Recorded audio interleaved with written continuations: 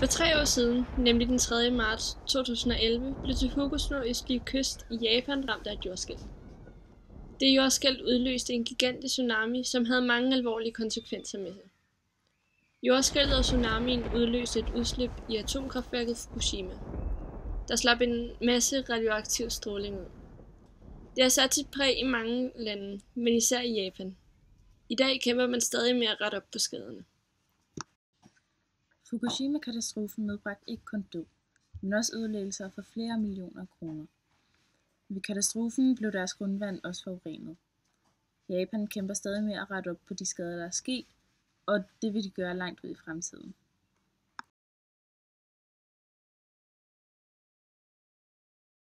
Her er et atomkraftværk.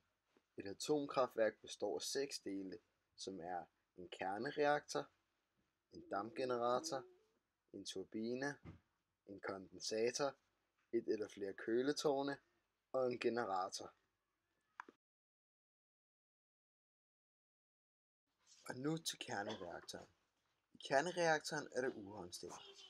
Uran er det, der senere bliver til energi af atomkraftværket. Energien bliver lavet via en fission. Fission er, når en neutron rammer ind i en uran-235, som efterspaltes. Her bliver vist et eksempel på fission.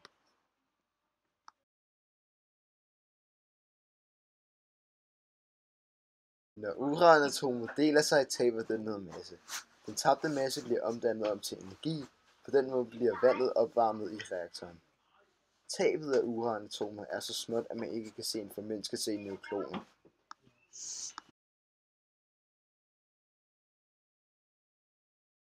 Udover uranstængerne i reaktoren er der også kontrolstængerne. Kontrolstængerne opsamler neutroner for at sænke hastigheden af kædereaktionen, så der ikke opstår nedsmeltning. Reaktortanken er fyldt med tungt eller let vand. Hvis vandet er tungt, er der flere neutroner i brintatomerne end normalt. Hvis vandet er let, er der normalt antal af neutroner i brintatomerne.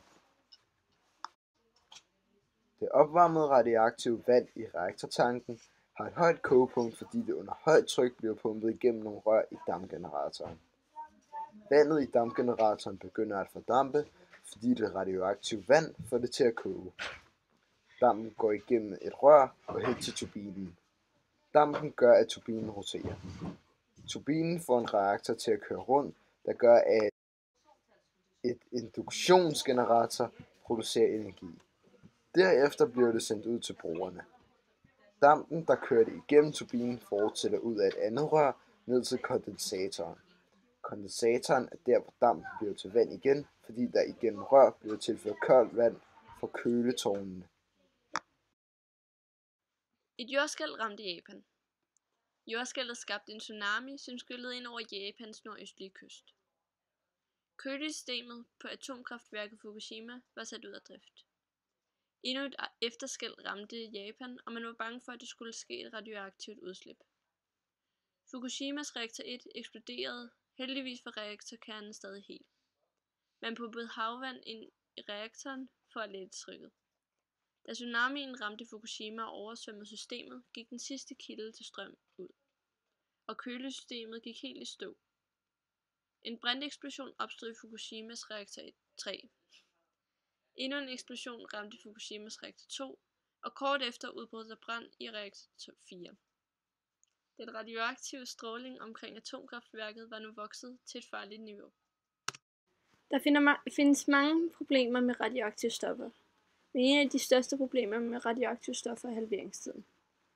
Halveringstiden er tiden, der går fra at et stof er reduceret til halvdelen af, hvad stoffet var før.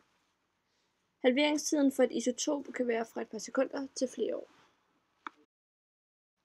Vi har lavet et forsøg, hvor vi måler, hvor lang tid det tager for bam 137 at henfalde til halvdelen.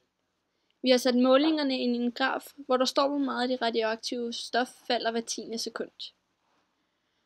Når bam 137 er henfaldt fra 40 til 20, er der gået 171 sekunder.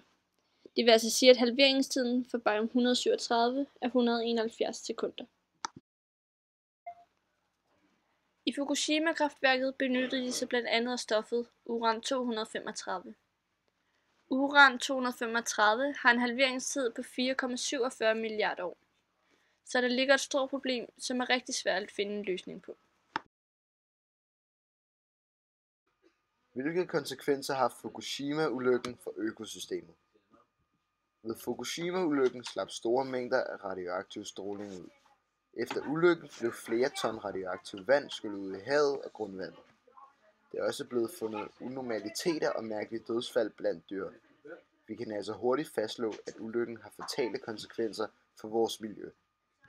Hvilke konsekvenser har det for mennesker og dyr? Der sker hele tiden mutationer i kroppen, men når kroppen rammes af høje doser radioaktiv stråling, kan der ske uoprettelige skader.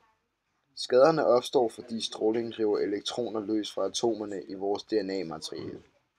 Strålingen kan ødelægge væv, så organismen får strålesyge eller dør. Er radioaktiv bestråling noget, vi skal bekymre os for i hverdagen? En stor del af den menneskeskabte forurening af omgivelserne med radioaktive isotoper slipper ud i atmosfæren. Det vaskes som med nedbør ned på jord og vand. Her kan stofferne så optages af de levende organismer, og på den måde komme ind i det økosystemet. Men det er ikke noget, vi skal gå og tænke over i hverdagen. Har vi oplevet før, hvor det gik galt at komme ind i vores økosystem? Et godt eksempel på, at ionerende stråling er farligt, er i 1986 i Ukraine med ulykken på Tjernobylværket. Der slap store mængder ionerende stråling ud i omgivelserne, hvor dyr, f.eks. kvæg, spiste det inficerede græs. På den måde blev radioaktivt stof bragt videre til os mennesker. Efter noget tid døde de fleste kvæg, og de få overlevende havde nedsat vækst. Hvordan kan man så undgå lignende katastrofer? Kan man rykke kraftværket længere ind i landet? Hvorfor ikke? Det er et ret stort dilemma, fordi man kan ikke rigtig rykke kraftværket længere ind i landet, fordi det har brug for store mængder koldt vand for at fungere. Atomkraftværket tager koldt vand ind i atomreaktoren, hvor det bliver opvarmet. Når atomet bliver opvarmet, bliver det skilt ad, og den energi, det er brugt til at holde sig sammen, bliver så til fri energi.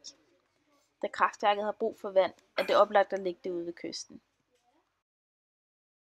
Hvordan kan samfundet forberede sig på naturkatastrofer i fremtiden? Det er meget sandsynligt, at der kommer flere naturkatastrofer ligesom denne. Mængden af stormen hænger sammen med havets temperatur og en hel masse komplekse sammenhænge mellem havet og atmosfæren. En god idé til at formindske skaderne i fremtiden vil være at bygge flere høje diger og måske endda udvikle huse eller lejligheder, som er i stand til at overleve stormen.